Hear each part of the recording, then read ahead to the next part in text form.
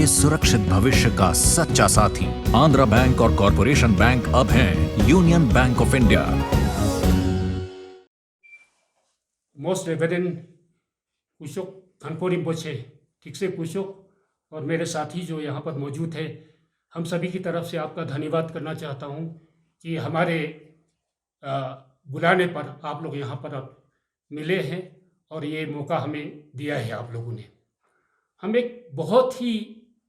अहम मुद्दा लेके आज आपसे रजू हो रहे हैं, क्योंकि वक्त का तकाजा है कि इस मुद्दे को लेके लद्दाख,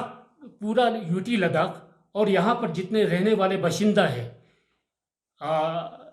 यहाँ निवासी है लद्दाख यूटी के, उनके लिए ये बहुत ही ज़रूरी होता है जो एक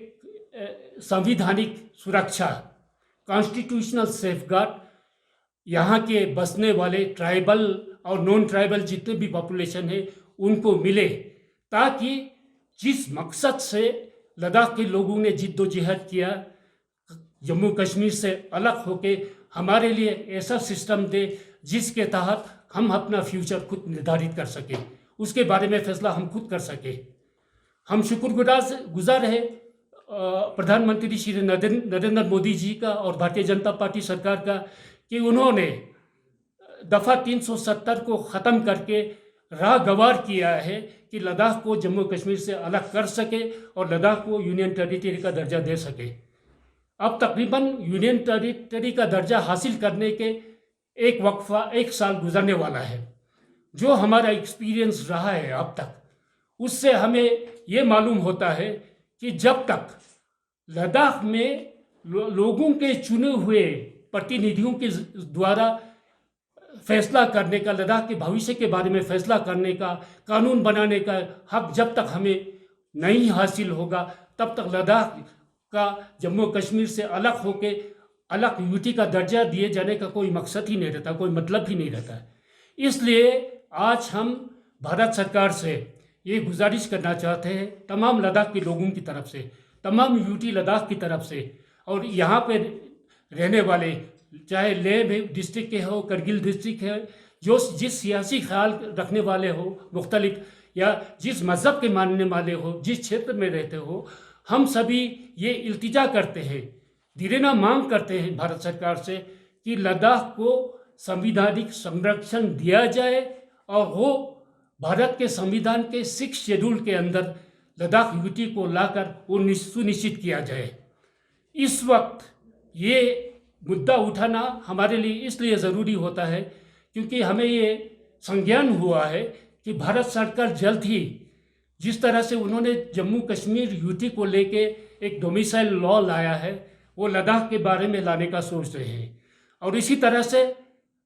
हमारे जितने नौजवान पढ़े लिखे लोग, नौजवान युवक युवतियां हैं, उनके भविष्य के लिए, उनके लिए जीविका का साधन के लिए जो रिक्रूटमेंट होना है, उसके बारे में भी हमें ये ज्ञात हुआ है कि भारत सरकार जल्दी से जल्दी कोई कानून लाने वाला है।